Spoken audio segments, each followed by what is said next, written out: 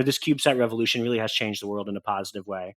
That being said, those space guys just need to stop complaining. When they put something into space, they act like it's this, engineering marvel. They've got one atmosphere of pressure to deal with between the inside of a platform and the outside of the platform. Try putting something on the bottom of the ocean where you have hundreds of atmospheres of pressure. Everything needs to be perfect to, millimeters, otherwise it'll literally explode or implode. We're putting our sensors in acidic baths of some of the most corrosive stuff known to man, being salt water. Welcome to another episode of the Mapscaping Podcast. My name is Daniel and this is a podcast for the geospatial community. My guest today on the show is Chris Verlinden. Chris is the CTO and Vice President of a company called Applied Ocean Sciences, and today on the podcast we're talking about using acoustics to map the marine environment and mapping the acoustics in the marine environment. So this is a pretty dense conversation and you understand what I mean when you get into it. But here are a few key points I want you to listen out for. So the difference between soundsheds and soundscapes, the ocean of things, using whales as CubeSats, the fact that we know more about the surface of Mars than we do about the seafloor of our own planet, and how space is hard but the ocean is harder. Oh, and there's a big shout out to all the bubble curtain people out there towards the end of the conversation. So as you might be able to tell from those key points there, we cover a lot of ground in this conversation. And I think this episode ties in really nicely with a previous episode called Mapping the Ocean Floor. So this was published in January 21, and I'll put a link to that in the show notes, but you can also find it if you just scroll back through the archive on your podcast player. Just before we get started today, I want to say a big thank you to our sponsor, Regrid. So Regrid are the parcel data people for the US. So think of parcel data as being the legal boundaries of properties. And America is made up of these legal boundaries, and they have owners, they have assessments, they have current land use. And these boundaries surround everything: homes, parks, commercial buildings, farms, wild places, everything. But wait, there's more. It's not just parcel data. You can also get parcel data with matched secondary addresses. So what this means is that each parcel, it comes pre-joined with all known addresses in the United States. But wait, there's even more. You can get parcel data with matched building footprints. And what this means is that you get a geometry of the building footprint that lands in the right place in the parcel data, and these two things are matched. So growing up in New Zealand, every time somebody in the media said, wait, there's even more, it usually meant that there was a free set of steak knives involved with it. Unfortunately, this is not the case with Regrid. It's just parcel data with matched addresses and matched building footprints. But if you're also interested in steak knives, maybe you should talk to them. Maybe Regrid can help you with that too. Hey Chris, welcome to the podcast. So today we're going to be talking about mapping the acoustic marine environment and using acoustics to map the marine environment. So I'm really looking forward to this conversation. I wonder if, for the sake of context, if you could take the time to just introduce yourself to the audience, please. Sure. Well, thank you very much for having me. Happy to be here. My name's Chris Verlinden. I'm an oceanographer and acoustician. I'm originally from Portland, Oregon in the United States. Spent about 14 years in the Coast Guard as an officer, primarily serving on icebreakers in the Arctic. I spent the last few years of my career on loan to the Navy doing ocean acoustics research, everything from finding submarines to finding whales. And I got out of the military about 4 or 5 years ago and helped found a small company called Applied Ocean Sciences, where I currently serve as the CTO, and we do research in ocean acoustics and marine environmental protection. So I noticed during the introduction there, you refer to it as ocean acoustics. A lot of the time I hear people calling acoustic environments soundscapes, but for me it would make much more sense to call them a sound shed in the same way we talk about a watershed or a view shed. For me, I imagine that this acoustic environment has geographic limits. Could you explain to me why we don't often refer to this as being a sound shed? Sure. I actually love that question because I'm secretly starting the movement to start the term soundshed because I think it does have some applications.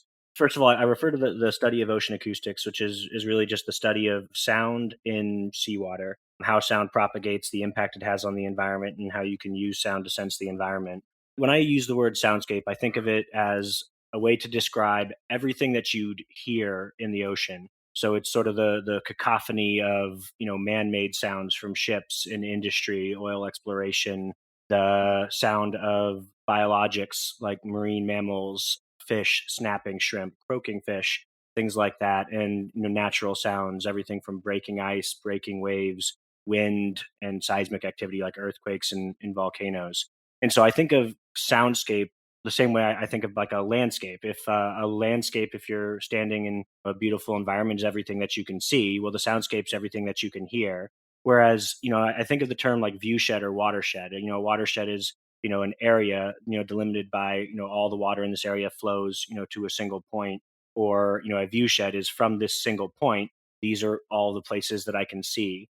And so I think a really appropriate of the terms soundshed might be used to refer to, the sound footprint of a single source, or maybe the sound footprint of a single receiver. And so what I mean by that is, if I have a microphone or an underwater microphone called a hydrophone in this location, what are all of the things I can hear? And if I look at the footprint of everything I could hear, to me that would be the sound shed of that microphone. And similarly, if there was a whale, let's say a blue whale, calling at its usual noise level and frequency, there would be, based on the ocean conditions, a certain area over which you could hear that whale. So to me, the sound shed would be the area over which you can hear that single whale, whereas the soundscape would be the abundance of sound in the ocean. It's the accumulation of all of the various sounds that you're hearing.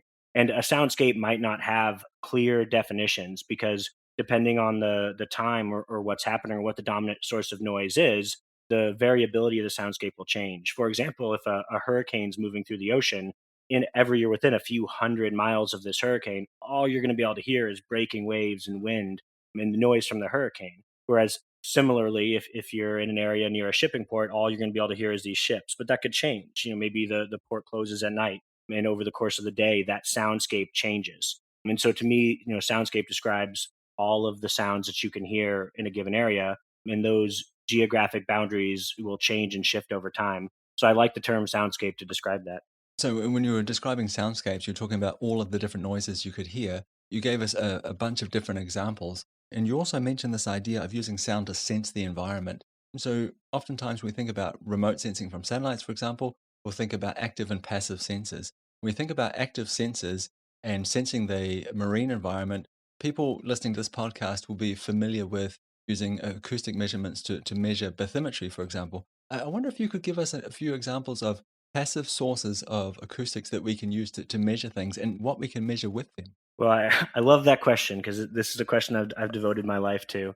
So I'll get really excited. I don't know if any of the listeners will get as excited as me, but I think it's a pretty interesting topic. So first of all, just like with remote sensing from space, where you have active sensors like synthetic aperture radar and passive sensors like just collecting imagery, you have that same paradigm in the ocean. Fundamentally, when you're studying the ocean, you have to use sound because sound is how we see underwater.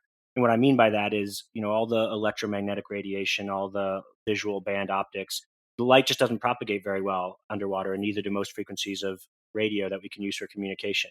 So what that means is if we want to image the bottom of the ocean, whereas on land, we know we could use radar, we could use LIDAR, all the DARs don't work underwater. We pretty much have to use sound to image the environment. Similarly, marine mammals use sound to navigate, find mates, communicate. So if you want to communicate, if you want to see, if you want to sense your environment, if you want to navigate, sound really is your only option. And just like in space and just like in air, where you have passive and active means to do all of those things, similarly, you have active and passive acoustics. So, active acoustics would be where you transmit a sound, and use the way that that sound interacts with the environment to learn something about your environment. Just like you pointed out, the real quintessential example of that is bottom mapping sonars, or multi-beam sonars, bottom penetrating sonars, where you put out a pulse of sound, you wait for the reflection off of the bottom of the ocean, and sub bottom layers, even within the bottom, you can image what's underneath the seafloor, and you use the travel time of that reflection to get back to your sensor in order to determine the distance to all of those things. And if you're determining the distance to all things in all directions, you start to construct an image of your environment. That's all well and good. Active acoustics are a very effective way to measure certain things in the environment, but there are downsides. One of the downsides is some of these active acoustic techniques can be damaging to the environment. It can be harmful to marine mammals and fish that use sound to navigate. Also, if in this new paradigm of swarms of autonomous vehicles exploring the ocean, every watt of power matters. And if you have to put out active pulses of sound, you're going to kill your battery a lot quicker. So passive sensing techniques also have the advantage of being far less energetically expensive, and also the equipment is far less expensive. So I've really devoted my life to the study of passive acoustic sensing technologies.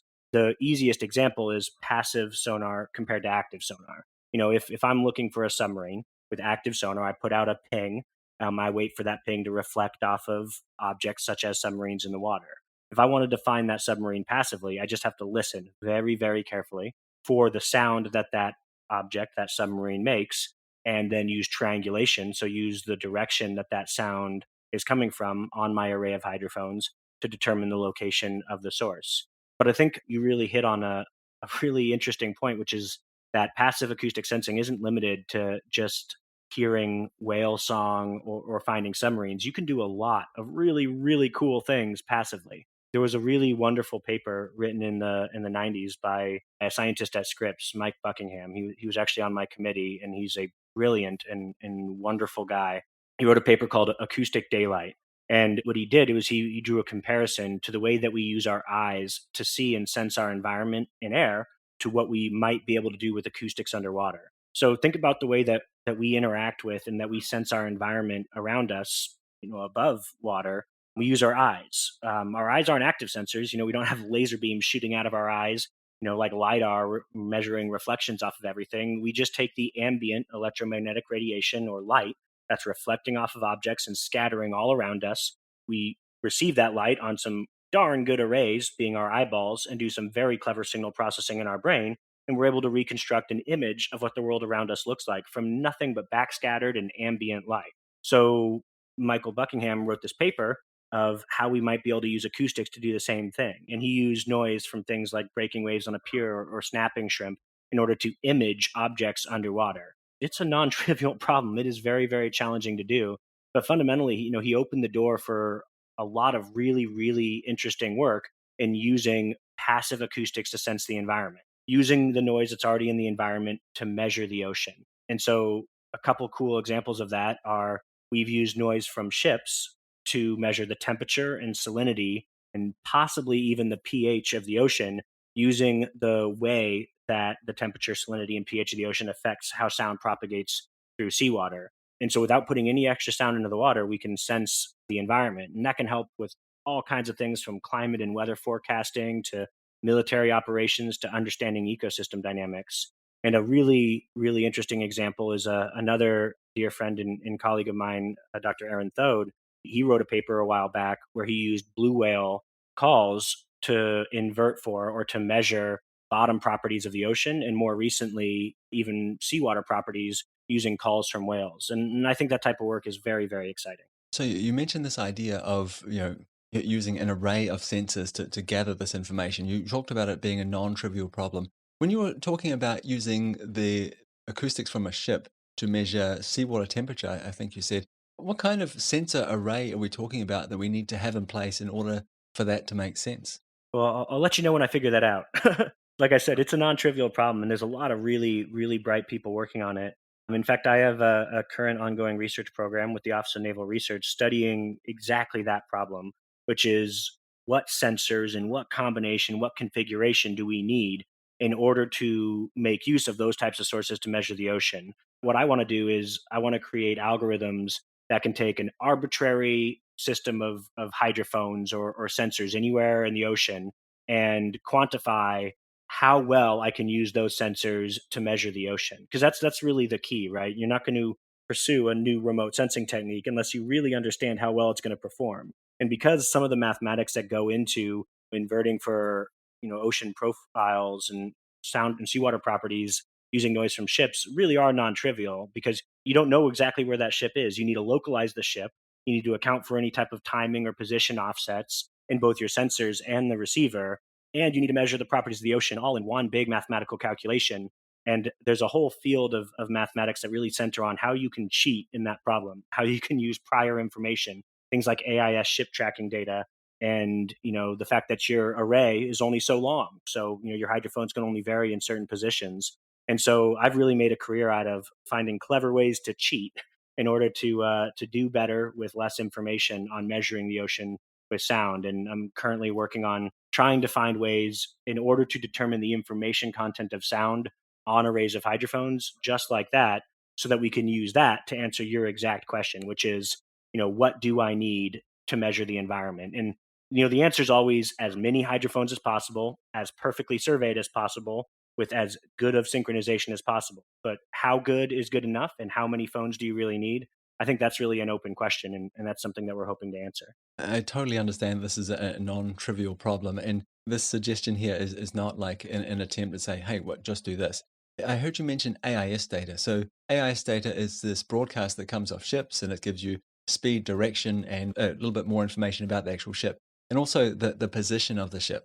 Can we use that and say, oh, we know that ships travel along these lanes here, and put an array of hydrophones along those shipping lanes, and start doing something there, because we know where the ship was, we know the size of the ship, we can make some assumptions about how much noise it was producing, and with an array of hydrophones that hopefully weren't moving, is that like a feasible way forward when we think about using these passive sources to map the marine environment? Hey, man, you got to keep quiet about that. You're going to give everyone all my ideas. Yeah, absolutely. That's something that I've been wanting to do for ages, and we've got colleagues at University of Hawaii who've been thinking about that same thing for a long time as well, instrumenting underwater cables and things that are already on the bottom of the ocean in areas where you have access to sources of sound like ships, in order to do exactly that. And like you said, the advantage of fixed sensors is you only need to survey their location once and they don't move. I mean, there's a lot of advantages to those types of fixed sensors. So yes, yes, I think 100%. The more hydrophones that are out there in the ocean, particularly, you shouldn't put them out randomly. There will be places where we have more data, like you said, if there's a place next to a shipping lane or something like that. But then you also have to think about places where we really need those measurements. So there's a lot of places where we just kind of know what the ocean looks like, either because we have, a lot of sensors already in place, or because the variability of the ocean in those areas, isn't so significant. A good example of that, I've done a lot of acoustic experiments off the Pacific Northwest. I could probably draw for you what the temperature and salinity profiles looked like 500 miles off of, the Olympic Peninsula in Washington State right now, and be within a degree or two. Because the fact is, the variability is very predictable and very well understood there. So with a couple of sea surface temperature measurements, a few floats, a good oceanographer can tell you really what's going on with the dynamics in that area fairly accurately. If you look at a place like the North Atlantic Ocean, off of the UK, for example, holy cow, that is a complicated ocean. If you take a measurement in one place and you take a measurement 10 kilometers away, I don't know what they're going to look like, but I guarantee they're going to look different.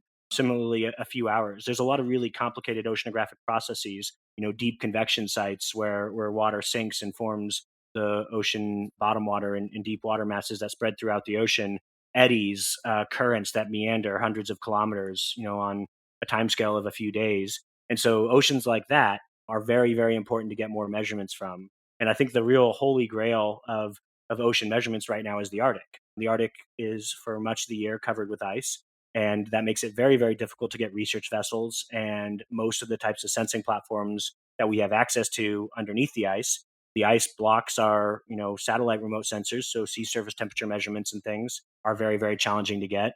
And it's one of the most critically important places to measure because it's one of the places that's changing the fastest due to climate change. And so acoustic measurements for measuring the ocean properties under the Arctic are incredibly important and similarly very challenging because not a lot of ships in the Arctic. And like I said, if you need to know as much as you can about the sensors in the environment in order to use those sensors to make meaningful measurements of the environment, well, the Arctic, where there are a lot of unknowns, is a challenging place to work. And I think that's why, your question was a really good one. You said if we just put these fixed sensors where we know exactly where they are all over the ocean, and we just use all the sound sources that are already in the ocean to map and measure ocean properties. And I think the answer is yes, but there will be places where that's not practical. And that's why I think we need to do a lot more work at using moving platforms and sensors that might not be perfect. There was an interesting study done by DARPA here in the United States recently called Ocean of Things, where they wanted to put tens of thousands of biodegradable floats out in the ocean and instrument them with sensors, including potentially hydrophones, where these things are just sort of drifting around and moving all over the place.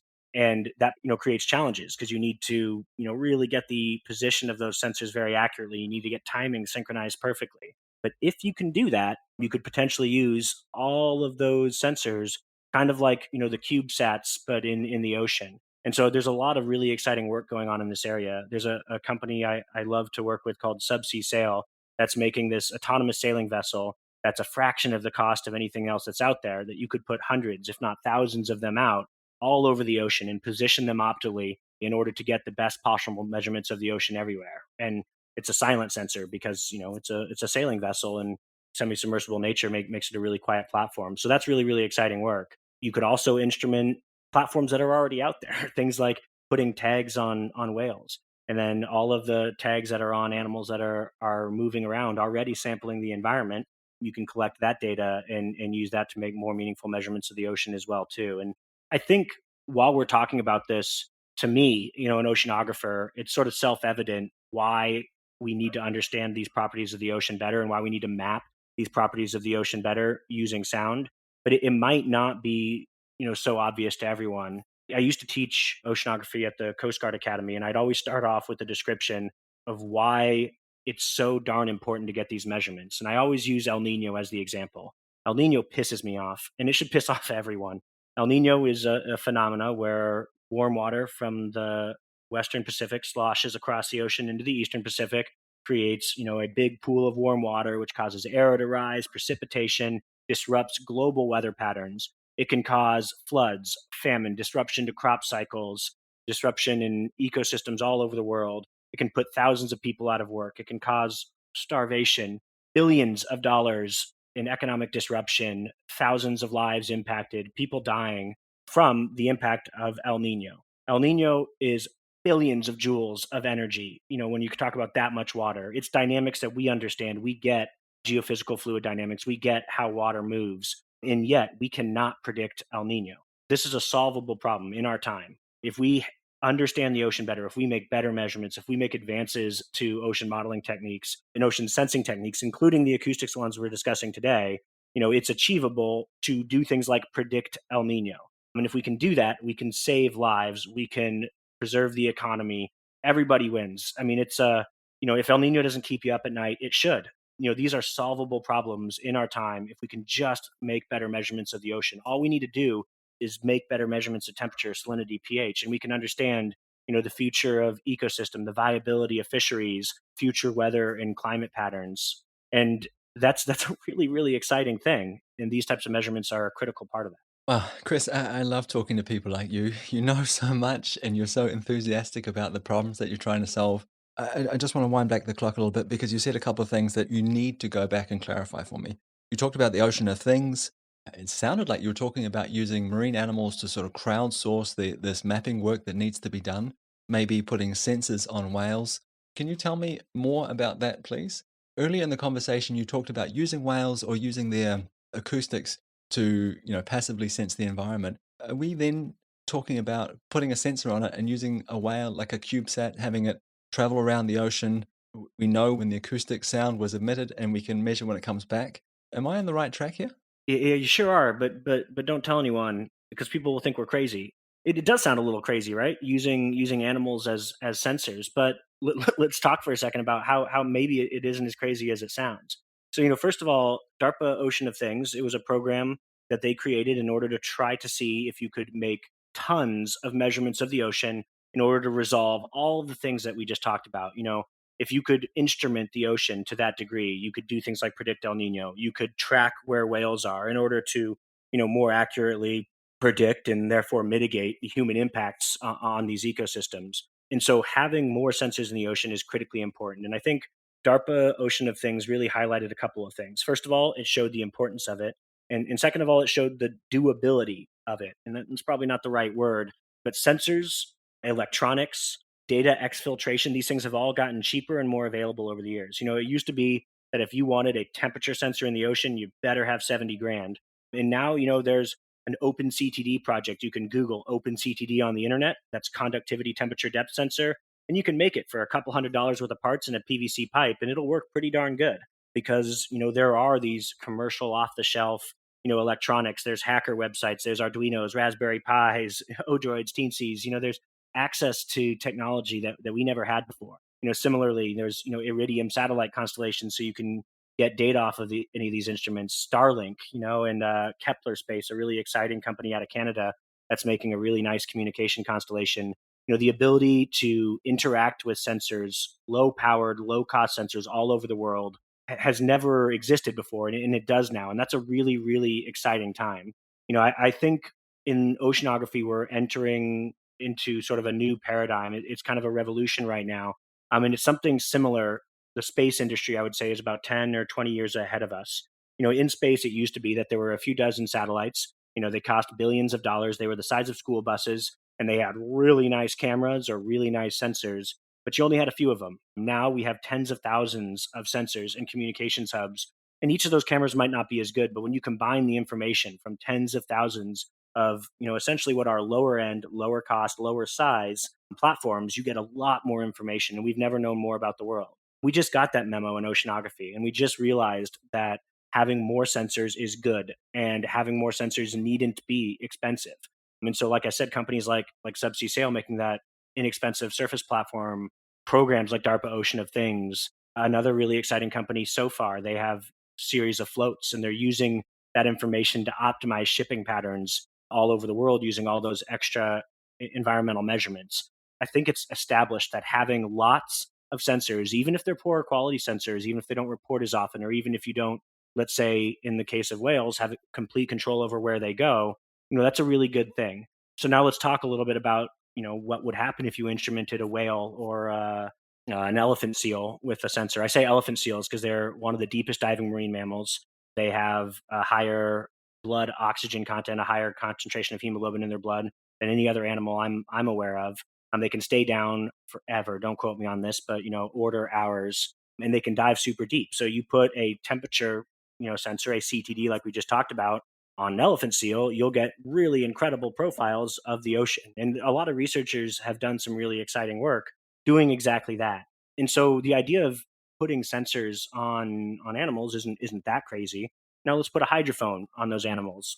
Well, first of all, you can listen to what the animal's doing. That's really, really important to understand the way that animals interact with their environment, how whales use acoustics. So just the biological information we could gain from that would be incredibly valuable. But also, it's not so crazy to then start thinking about, well, if we can synchronize those clocks, if we can localize those animals using the acoustics around us and other technologies, perhaps we can coherently process these hydrophones across groups of animals, just like an array of hydrophones, just like what we use for finding submarines and whales when we have complete control over them, and use those moving arrays of hydrophones to make measurements of the environment. So I think there's two really critical things to understand here, and that's that you can use ambient noise to measure the environment. And I think that's something that a lot of people don't fully understand because we think of using sonar, and I talked about maybe you could use the noise of ships, kind of like a sonar to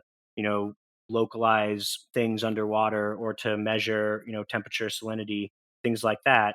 But you can also use the differences in ambient noise from things like ships and things like waves and stuff like that, recorded on groups of hydrophones. You can use the difference in order to measure, how much time it took for the sound to travel between those two instruments.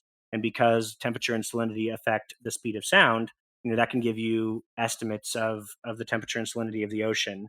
And moreover, you can use passive acoustics and sources of opportunity like whales and ships to measure the bottom, both the location, the shape of the bottom, as well as what the bottom is made out of.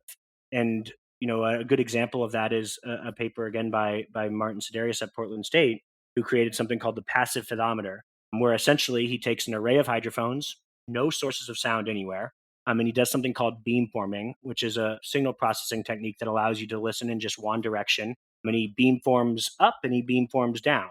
And he says all the energy coming from the seafloor is coming from the surface, just reflected off the seafloor, because all the things that make sound are at the surface. And so he says the time difference between the up beam and the down beam has to be the travel time between the hydrophone array in the bottom and back up.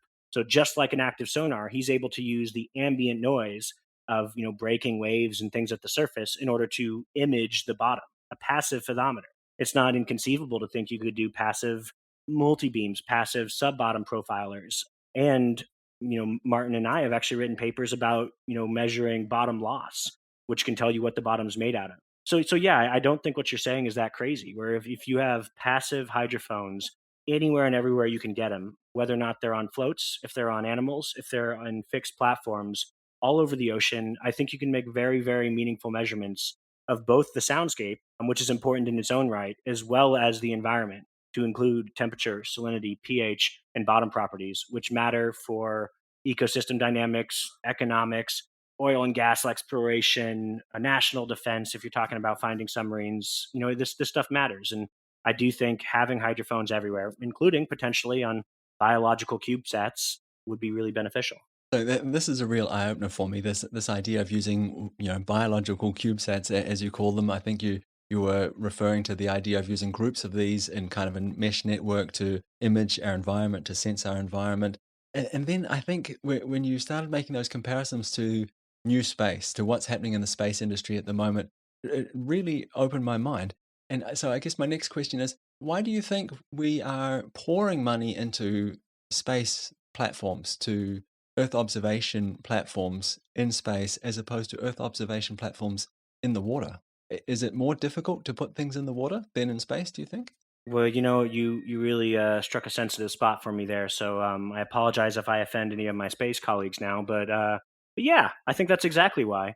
Don't get me wrong; the assets we're putting in space are very valuable. The measurements we can make of meteorology and things that really matter for people are important. The communication constellations, this CubeSat revolution really has changed the world in a positive way. That being said, those space guys just need to stop complaining. When they put something into space, they act like it's this, engineering marvel. They've got one atmosphere of pressure to deal with between the inside of a platform and the outside of the platform. Try putting something on the bottom of the ocean where you have hundreds of atmospheres of pressure. Everything needs to be perfect to, millimeters, otherwise it'll literally explode or implode. We're putting our sensors in acidic baths of some of the most corrosive stuff known to man, being salt water. Working in the ocean is so darn hard and it's expensive. And I think that's part of the reason. Yes, space is sexy, space is important, and space-based sensors can make really meaningful measurements in our lives, and space-based communication assets can really, improve our lives. But understanding the ocean is critically important as well. It is very challenging and it's very expensive. Which is why you hear people say things like, we know more about the surface of Mars than we do the floor of the ocean on our own planet. And I once wanted to examine how true that statement was. And I was hosting a panel. I was really blessed, honored, and lucky to be able to do this for the American Geography Society, between Don Walsh, Bob Ballard, Sylvia Earle, and Catherine Sullivan, for really just pillars in the ocean exploration community. And we had this exact discussion. I asked them, to what degree is it true that we know more about the surface of Mars than we know about the seafloor on our own planet? And it really depends on what you mean. We have a bathymetry map of the whole world. There aren't places where we know nothing, because between, again, I have to tip my hat off to the space people, satellite derived gravity measurements, gravitational anomalies, shuttle radar topography mission, things like that. We've been able to map out with at least very poor resolution everywhere on the surface of the Earth. But if you want to talk about resolution that's good enough for things like, seismic exploration, understanding where mineral deposits are, understanding what the bottom's made out of well enough to know what might be able to live there, important ecosystem parameters, well enough to be able to model the acoustics in order to do things like find submarines or whales better. Then you're talking about, the need for maps of the seafloor with, resolution, better than 10 meters. And we don't have that. Depending on who you ask, I think it's between 5 and 15% of the ocean is mapped well enough to do that, whereas the entire surface of Mars is. So, by at least some very meaningful metrics, we do know more about the surface of Mars than we do about, the seafloor on our own planet. And I think that's problematic. There's a lot of really exciting efforts going on. I think Seabed 2030 is one where there's a lot of academic institutions, government programs, research labs, nonprofits, companies. They've combined together to try to create a sort of comprehensive seafloor map of the entire world by 2030. And that's a really exciting effort because, well, we need that. And it also represents this level of international cooperation, which I think is rare and incredibly powerful. And it shows you that it can work. And so I think we should use that as an example of ways that we can share data more effectively on a lot of different levels. Acoustic data, temperature, salinity measurements, things like that. Catherine Sullivan, the former director of NOAA, the first person to have walked in space and gone to the bottom of the Marianas Trench, a low key hero of mine. She once said we need to API the ocean, and really what she meant is we need to work on data availability, data sharing, just like those folks who are working on the seafloor map for 2030, and we need to do that for all of our ocean measurements. So your question had to do with drawing comparisons between space and ocean exploration, and I don't want to take away from how challenging, how exciting, and how impactful space exploration and sensing is, but ocean exploration is incredibly important as well, and less resourced, and I would say less reported on if you look in the news. But I do think that's changing. I think that people are seeing that sensors are becoming more affordable. The problems that we can solve by understanding the oceans better are coming into our daily lives more. Things like understanding if storms are going to get worse or better, with climate change. Things like knowing which fisheries are healthy. Things like knowing which coral reefs are going to die and which sites might be viable for coral reefs in the future. People are starting to really understand how these things map to their daily lives, and I think as a result, we're going to see a real increase in how much people care about and think about the ocean exploration and ocean sensing in the future. I just want to try and make one more point here about this before we move on and perhaps talk about noise pollution and what that means for the ocean, how we map that. But when I was listening to you talk, then you talked about being good enough. Like you talked about the bathymetry model that we have for the deep oceans, and you were saying it's not good enough to accurately model the acoustic environment, for example. And early on in the conversation, we are talking about acoustics is the way we see underwater. So is this actually a limiting factor when we think about that bathymetry model that we have today, is that the limiting factor when we think about seeing underwater, about sensing our marine environment? Yeah, yeah, you're darn right it is. Think about it this way.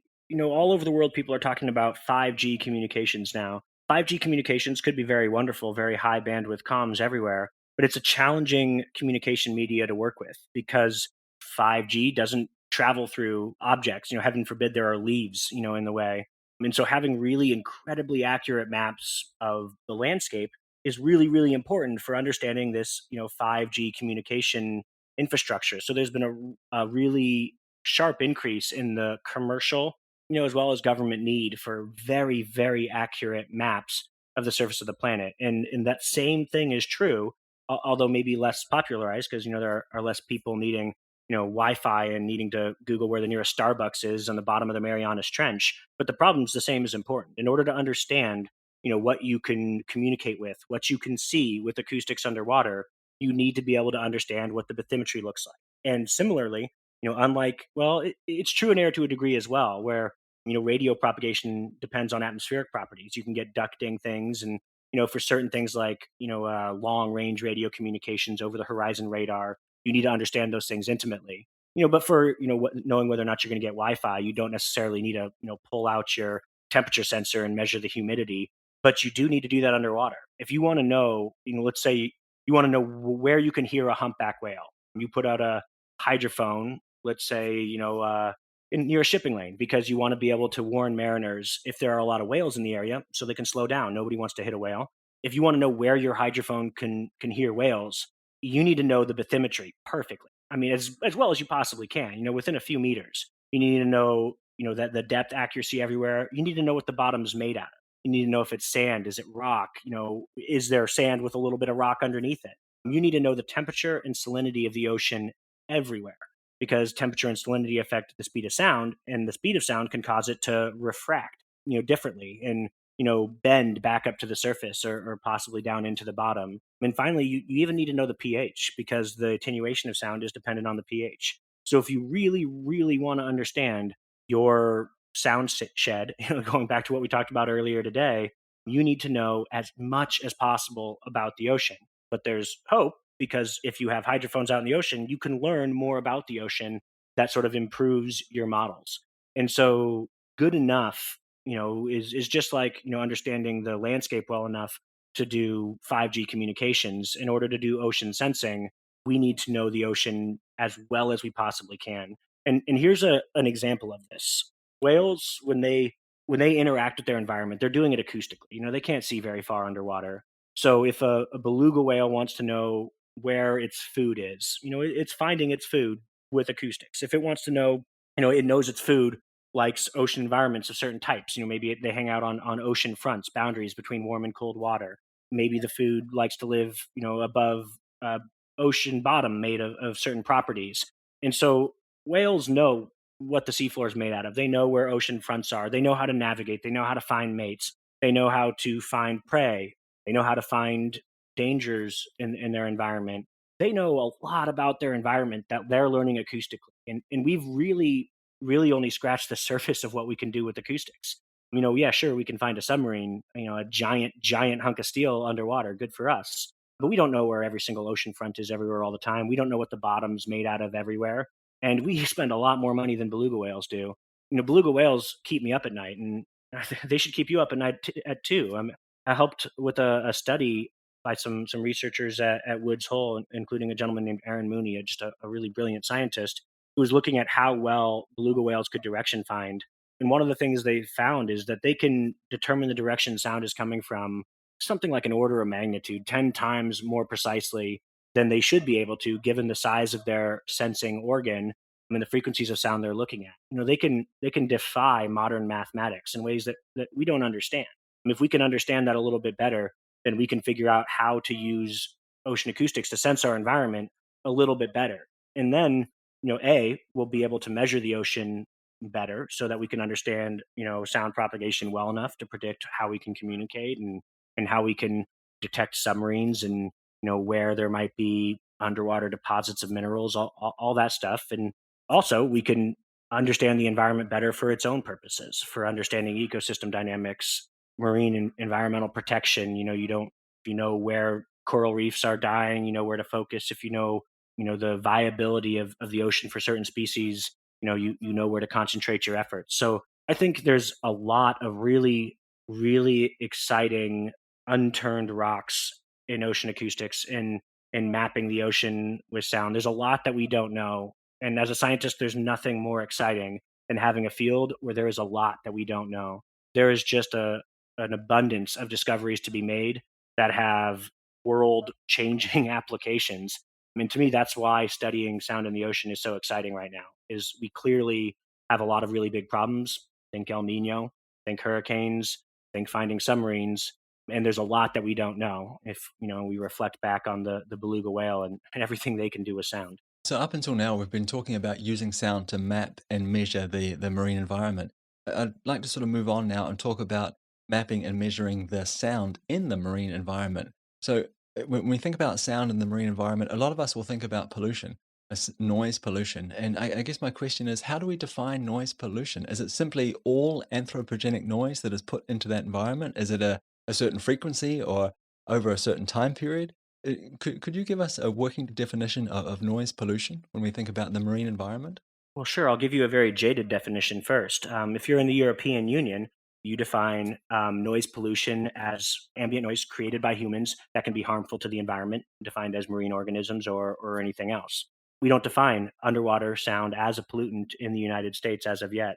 The Noise Pollution Act, I forget the exact name of the legislation here in the United States, really only defines noise pollution as it affects human beings. So noise pollution for us is defined at, if you have a large industrial facility next to a neighborhood, if it's creating sounds that are harmful to either creating stress in or physical damage to human beings, then that's a pollutant. But underwater sound, where there aren't a lot of human beings living, is not currently classified as a pollutant in the United States. And I think that's going to change very, very soon. And I think we've already seen the beginnings of it.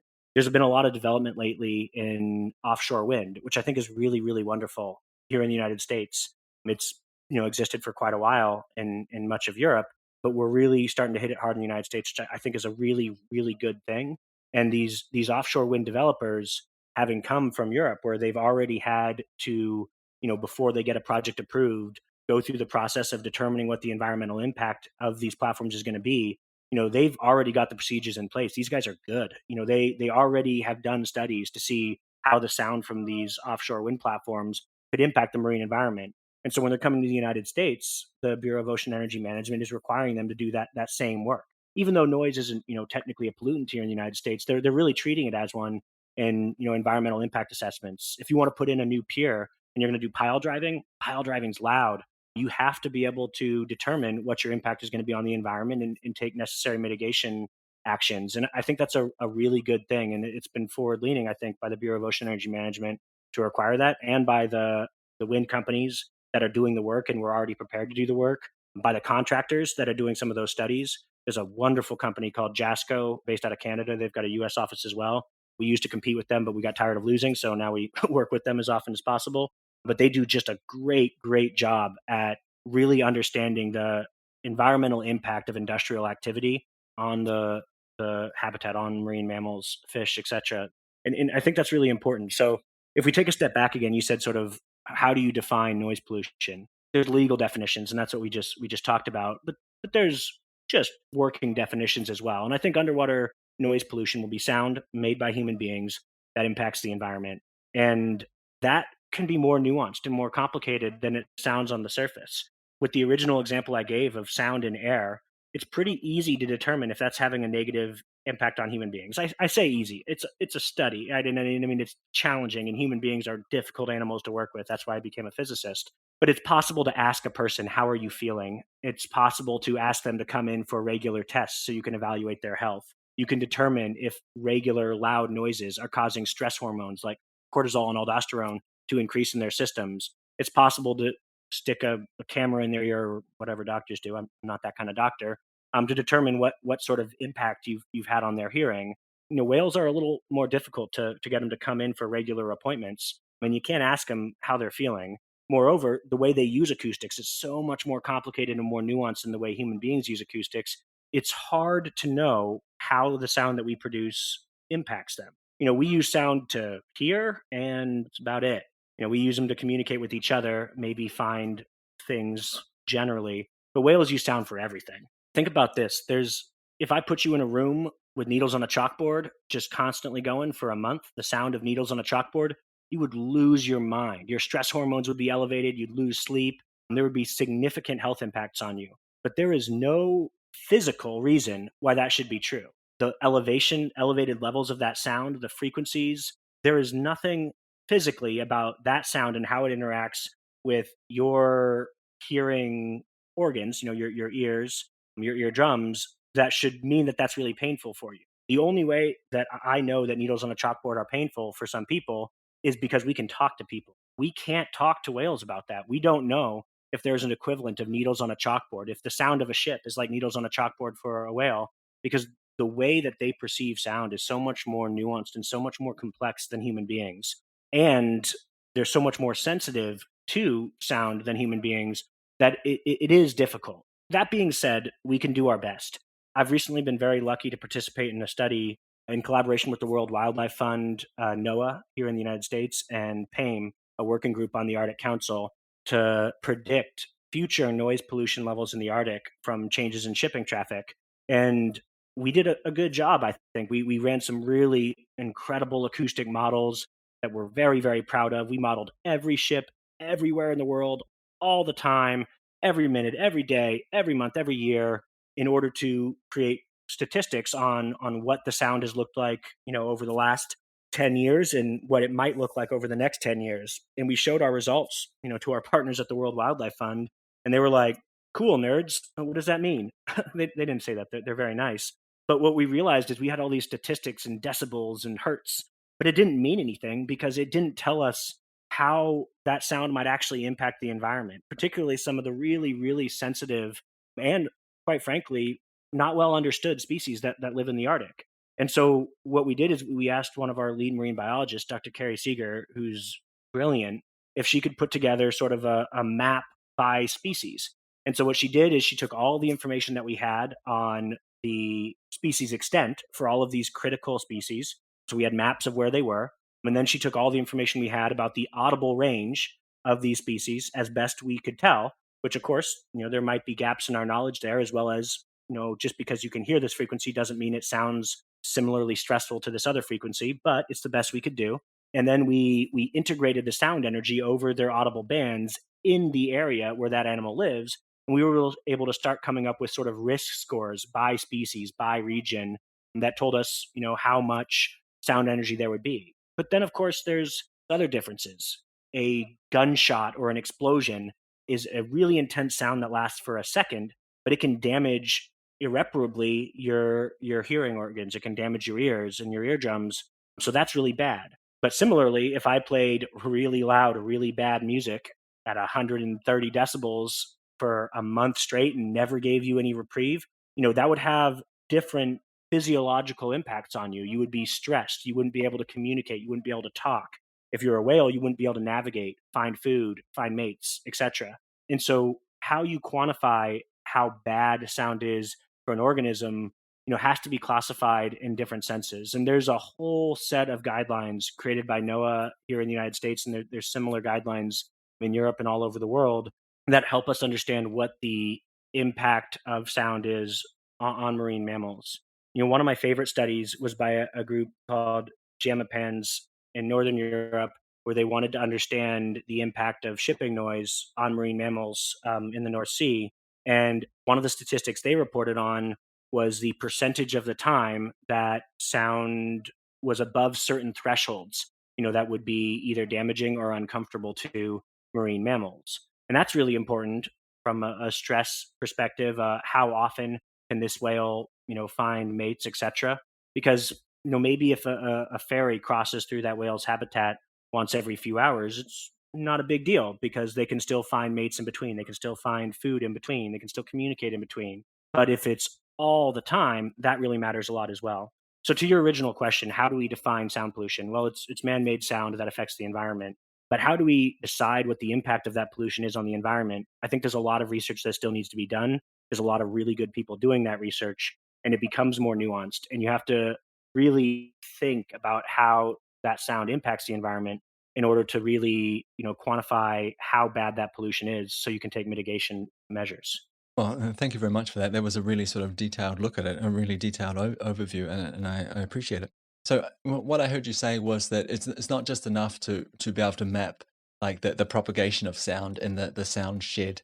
If we go back to that original discussion about this geographic area is affected by this noise, we also need to have a Venn diagram where we have how does that overlap, how does that affect the animals that are living there, and we could use that to define noise pollution. So I used to work for a company that was building offshore wind parks, and they were experimenting with this idea of using a bubble net, blowing bubbles up from the seafloor to protect the area that they were working in from too much noise, so escaping from the point source. When you think about the future of this, is there a world where we sort of noise proof our shipping lanes, noise proof our other activities? Can we set up barriers in the ocean? Can we use bubble nets? Is there any way to protect the marine environment from the noise that we are creating? We just submitted a grant, gosh, this week to see about the viability of doing bubble curtains around ships. It's a pretty far out idea. I would say a lot of experts in the field have said that that would be very challenging. First, for the listeners, why that might work. Well, if you're doing pile driving, and let's say you've determined that it's going to be really loud, you've determined that there's a lot of marine mammals in the area, you've done your homework, you've done your due diligence, and you don't want to impact those marine mammals. One of your options is to lay, essentially hosing down on the bottom of the ocean. It's more complicated than this, but basically it's a tube with a bunch of holes poked in it that you pump air through, and it puts these big strings of bubbles, curtains of bubbles around the pile driving thing, and that blocks the sound. And you might think to yourself, well, that seems silly. Why does bubbles block sound? Well, think about it this way: if you've ever been in a swimming pool, could you hear the people talking above the swimming pool? Probably not. Similarly, if you were in a swimming pool and made a bunch of noise, the people outside the pool couldn't really hear you. And that's because the pressure difference and density difference and speed of sound difference between water and air is so great that sound waves sees that boundary between air and water as almost like a perfect reflection surface. So very, very little energy can travel from water to air and vice versa. So if you start putting all these little bubbles in the ocean, you create like a wall where the sound sort of reflects off that wall and it can't propagate through it. So in theory, bubble curtains can be a really effective mitigation strategy. And for things like pile driving, where you have one giant structure that you can ring with hose, that's definitely viable. It's it can be done well and it can be done poorly. So For all you bubble curtain people out there, please do a good job. But it's an effective thing. By the way, I feel like I can't talk about bubbles without talking about the Bubble King. There's a researcher at the Knock in Southampton named Tim Layton.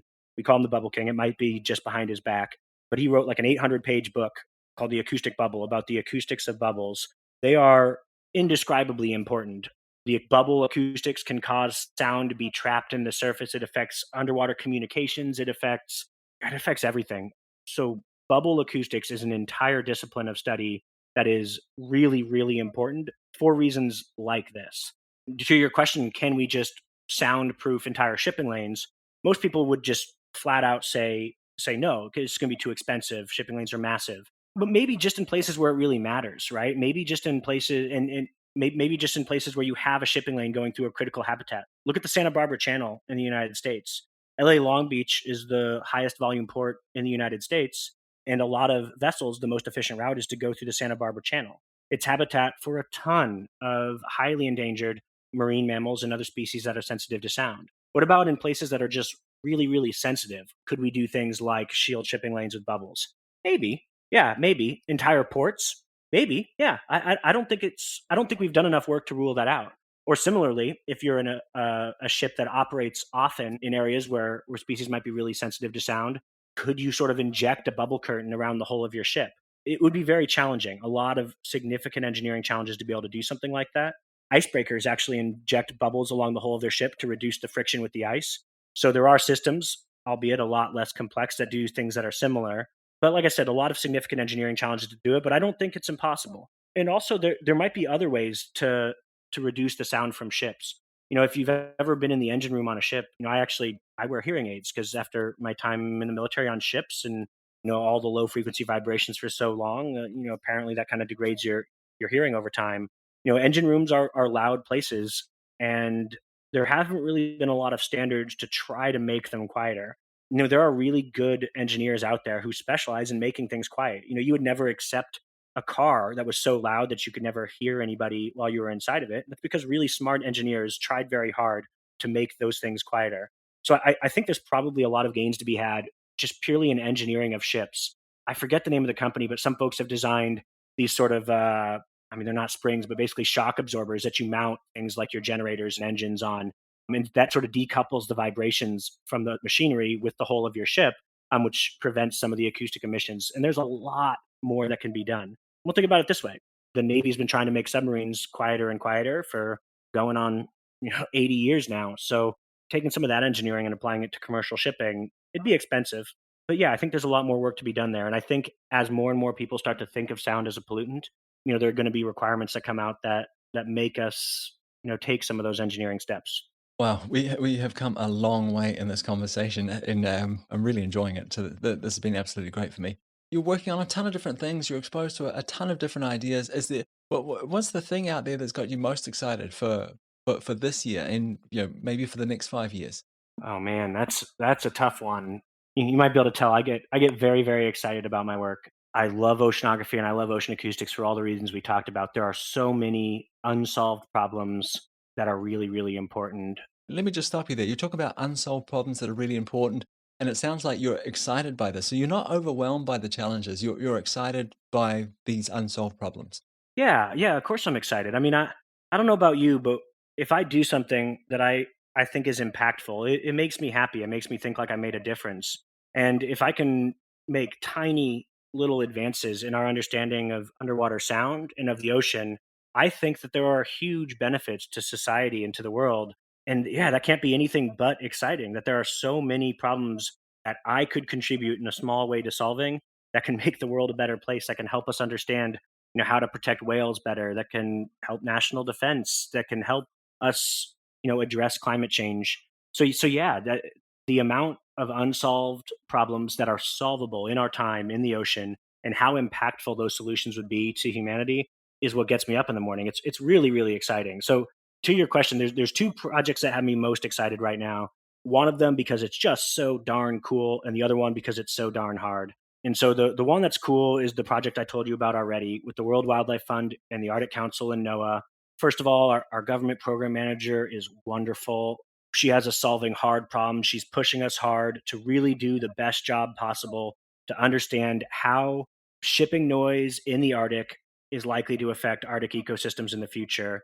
And we have just gone all out. We've taken the most sophisticated acoustic propagation models we've ever made and parallelized them and optimized them for all sorts of computing architectures to be able to simulate every ship everywhere all the time. We've brought in marine biologists, ecologists, physicists, atmospheric scientists. We'll get to work with the World Wildlife Fund, some really incredible and passionate people in those organizations to try to come up with a prediction of what the soundscape is going to look like in the Arctic over the next 10 years and what the impact is going to be on ecosystems. And I think the work we're doing is good. It's really good. We've gotten to work with world experts and everything from economics that'll drive, how shipping will change to some of the best ecologists and marine biologists there are, Department of Transportation people who just get shipping traffic. And the work is good and it will be delivered by World Wildlife Fund, by these Arctic Council people to decision makers who will get to look at these maps of, oh, there's a shipping lane here and there's a critical habitat for this whale there. Maybe if we just moved this shipping lane, or maybe if we made, this regulation or that regulation, it would have this huge impact on the future of conservation in that really critical environment. So I think the combination of how good the work is, the fun people we get to work with, the potential impact the study has, that one is just really, really exciting to me. And then the second one that has me really excited is one we've alluded to, but it's a basic research program funded by the Office of Naval Research here in the United States. It's about the information content of ocean noise. It was inspired by work done by my PhD advisor, Dr. Bill Cooperman at Scripps a few years ago, where we're trying very, very hard to understand everything you can learn about the ocean from sound that's already in the ocean, be it from ships, be it from whales, regardless of the source. How can we better understand what we can learn about the ocean from underwater sound? And I've had a chance to collaborate with brilliant scientists at Scripps, at Georgia Tech, and Woods Hole, and Portland State, University of Washington. In my own company at Applied Ocean Sciences, and it's so darn hard. The math, the work you need to do to try to synchronize all your clocks and position all your ships and your sensors and parameterize the ocean in really clever ways to sort of reduce that mathematical search space. It's so darn hard and therefore very rewarding when we make progress. So yeah, those are the two most exciting things I'm working on: the ocean conservation, noise pollution stuff in the Arctic because of the impact, and the information content of ocean noise stuff for the Navy because it's so hard and so interesting, and I also do think critically important. Chris, I really want to thank you for your time. I have thoroughly enjoyed talking with you. You're brilliant, you're enthusiastic, and you're human. This has been a really inspirational conversation for me. So I really appreciate it. Well, don't tell my physicist friends that I'm human. Then that'll lose all of my street credibility. I'll keep it to myself. But let's say somebody else is listening to this and they think, well, who is this guy? How do I get in touch with him? How can I reach out to him? Where would they go to do that? Well, yeah. I mean, if anybody after this still wants to hear more, yeah. So the Applied Ocean Sciences website has contact info. I mean, it's Applied Ocean Sciences. Make sure you get that sciences at the end .com, and then also my email is chris.verlinden at appliedoceansciences.com. I'm always happy to talk acoustics with anyone and everyone. So again, that's chris.verlinden, Verlinden at appliedoceansciences.com. And feel free to cold call me or email me. I love talking about this stuff. Thank you for having me. I don't know if you had fun, but it's not often I get to talk about information content of ocean noise and how I lose sleep over beluga whales. And it's clearly something I'm excited and passionate about, and really always happy to share that with anybody who will listen. So yeah, please tell your viewers, anybody who wants to get a hold of me, don't be afraid to reach out. Thanks again, Chris. This has been fantastic. Thank you. So once again, a big thank you to our sponsor, Regrid. If you are looking for parcel data for the US, regrid.com would be a great place to start. I'll put a link to them in the show notes to make it a little bit easier for you to find. So I really hope you enjoyed that episode with Chris Verlinden, CTO and Vice President of a company called Applied Ocean Sciences. I think I mentioned this at the start of this episode, but we covered a lot of ground here today. And I think if you want to recap any of these key points, the best place to do that will be on our website, mapscaping.com. There'll be some in-depth show notes there. And if you're interested in following up on any of these things or looking for links, that would be a really great place to start. So this episode ties in really well with the previous episode that I've published called Mapping the Ocean Floor. That was published in January 21, and I think if you want to know more about that, more about the Seabed 2030 project, that would be a great place to start. Again, I'll put a link to that in the show notes to make it easier for you to find. On a slightly different note, I would really like your help. So this year I'm going to be putting a lot of effort into building more sustainability around this podcast. What I've discovered in the last 3 years is that I simply can't do this by myself. So if you're interested in helping me, if you're interested in supporting this podcast, there'll be a link in the show notes today to a Patreon page, and this is an opportunity to provide a small monthly financial contribution. This is one of those things where even a little bit would mean a lot. I would really appreciate your help with this. Okay, that's it for me. That's it for another episode of the Mapscaping podcast. I'll be back again next week. I really hope that you'll take the time to join me then. In the meantime, you'll find a bunch of show notes, links, all sorts of resources at mapscaping.com. If you don't want to keep going back to the website, just sign up for the email list and I'll send them out to you each week. Okay, that's it for me. We'll talk again soon. Bye.